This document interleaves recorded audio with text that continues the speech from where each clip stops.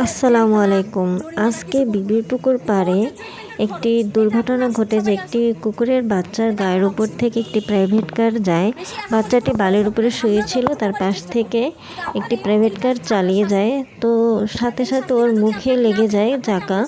তো এতে ওর মুখমণ্ডলে আঘাত লাগে এবং প্রচুর রক্ত বের হয়। বাচ্চাটি অনেক কান্নাকাটি করে। সাথে সাথে ওখানকারই কিছু সাংবাদিক এসে ওরে ধরে এবং তারা সাথে সাথে অ্যানিমেল কেয়ার টিমের সদস্যদের কল দিয়ে এবং তারা চলে আসে। সেখানে ছিল রিমেল ভাইয়া এবং মনিকা আপু। আলহামদুলিল্লাহ, আল্লাহর কাছে শুক্রিয়া যে তারা দ্রুত চলে আসে এবং বাচ্চাটিকে এসে উদ্ধার করে এবং তারা খুবই কেয়ারফুল বাচ্চাটা ট্রিটমেন্ট করে। ইনশাল্লাহ এখন ভালো আছে। তবে দেখে খুবই খারাপ লাগছে যে বাচ্চাটা এতটা কষ্ট পাচ্ছে।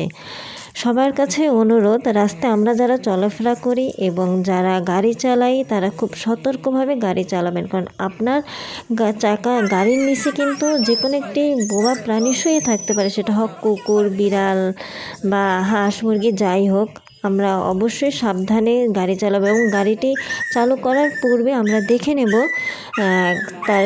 আপনাদের গাড়ির নিচে কি কোনো প্রাণী আছে কি না। এবং রাস্তায় যখন গাড়ি চালাবেন ইনশাল্লাহ সবাই সতর্কভাবে চালাবেন, কারণ ওরাও তো প্রাণী।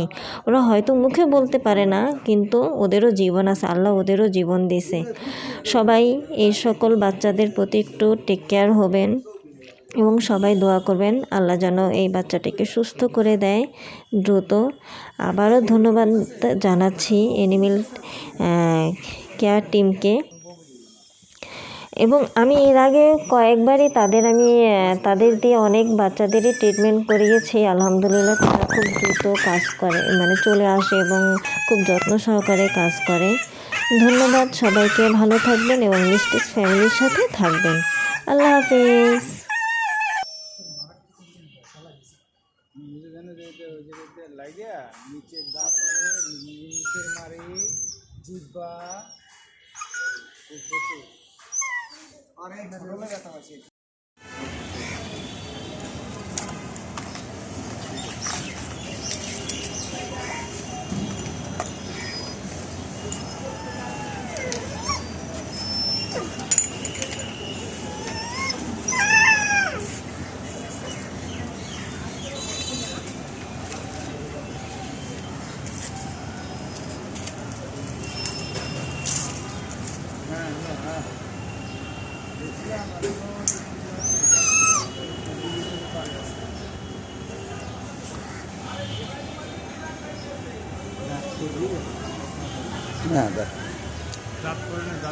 কেমন সতর্ক দিয়ে চাপ